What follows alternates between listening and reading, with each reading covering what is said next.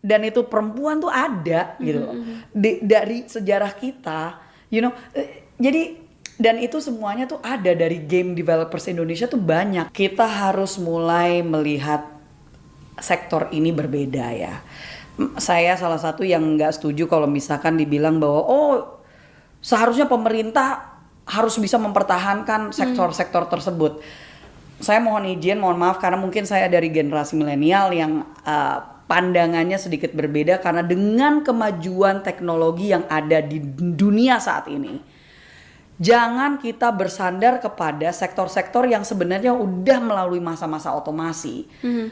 Menurut saya, anak-anak muda, ayo kalian kalau punya kreativitas, jadilah pengusaha.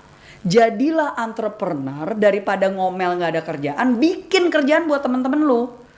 Kalau misalkan lu bisa masak, bikinlah bisnis kuliner. Lu bisa jahit, bikinlah bisnis fashion. Lu bisa bikin apapun itu, ngedit video. Jadilah editor. Lu bahasa Indonesianya, bahasa Inggrisnya bagus, jadilah copywriter. Ini banyak sekali sektor-sektor lain yang sebenarnya lu bisa kerjain.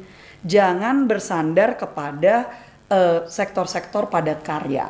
Walaupun dengan catatan sebenarnya banyak yang nanti akan secara industri itu besar, ya kan, agroindustri pasti akan tetap besar dan diprediksi akan meningkat karena ya ini food security kita, ketahanan pangan kita kan salah satu fokus utamanya presiden. Jadi lu kalau misalkan punya lahan, mau lu kembangin untuk nanam sayur, nanam padi, nanam apapun, agrobisnis ini bakal naik.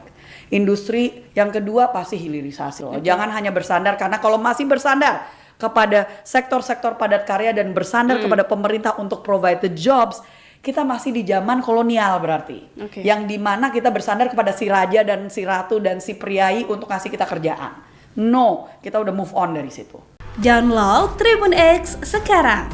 Menghadirkan lokal menjadi Indonesia.